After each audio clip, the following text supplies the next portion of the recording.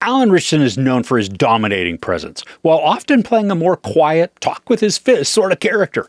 He recently showcased his knack for comedy, but now is showcasing a battle-ready action flick in Netflix's War Machine, not to be confused with another Netflix movie of the exact same name starring Brad Pitt. They say that the best weapon is one you never have to fire. I respectfully disagree. I prefer the weapon you only have to fire once. During the final stage of U.S. Army Ranger selection, an elite team's training exercise turns into a fight for survival against an unimaginable threat. This is one of those heavy on the action, light on the plausibility sort of movies. We follow Ritchson, known only by his number 81, as he and a small group of Army Ranger selects find themselves up against an enemy who shows no weakness and has the unending capacity for carnage. There's an emotional arc to Ritchson's motivations and actions, making him a soldier who never wants to quit, somebody who sees any lack of completion as a solid failure, without recognizing also any growth that may have been present in that current endeavor. And while the sentiments are understandable, the character is a quiet and stoic robot. Ritchson is directed in a way that removes just about all the humanity from him, in favor of crafting someone who is more intent on finishing than bringing others along. And because of this type of character delivery, I can't even say he's doing a good job in his acting. I mean, yeah, he is convincing as a hulking, relentless soldier, someone deadly and willing to go all out for a fight, but there's very little personal connection that's created to invite us in and then sympathize with him, despite understanding why he is so emotionally detached. The rest of the acting does showcase emotion, mainly in terms of abject terror and then the brutal fight to survive. Because of all the Ranger applicants, trainees, I'm not really sure what to call all the ones who are trying out for the elite of elite squads. Regardless, though, these characters aren't provided with names, only numbers, which then also works to keep them at arm's length from us within the storytelling. So far, it sounds like this is just a huge ton of fun, right? A movie that's full of no-name soldiers encountering something deadly. Well, that deadly part is what creates the excitement, chaos, and energy for the movie. Through very brief exposition, we're given the MacGuffin that will turn into the battle for survival, showcasing this massive robotic war machine. See what I did there? It searches, hunts, and destroys.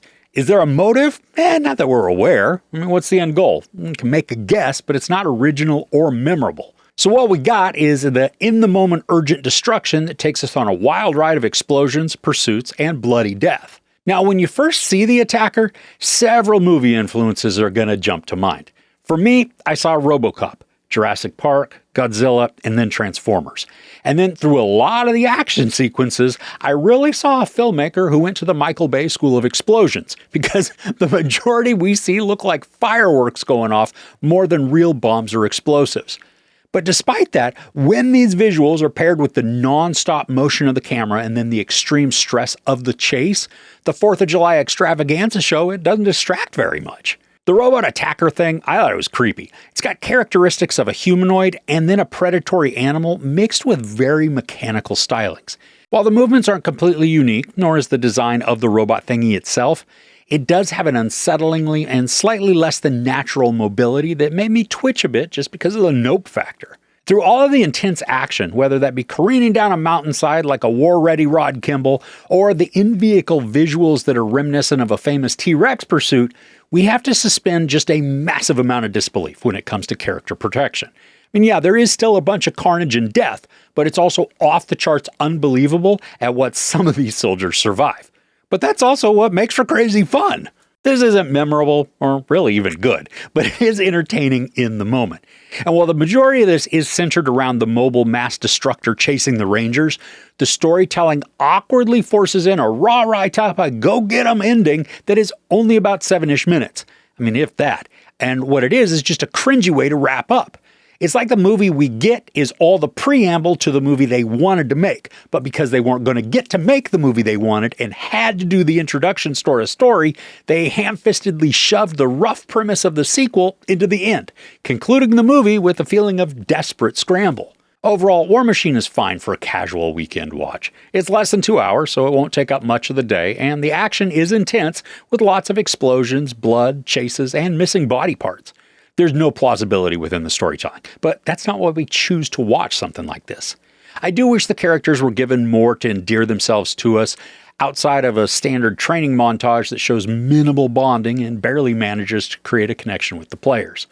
While Alan Ritchson is a physical beast and has some wonderful comedic talents to complement his action prowess, nothing in this production allows him to shine or stand out other than as a towering muscular soldier who just doesn't want to give up.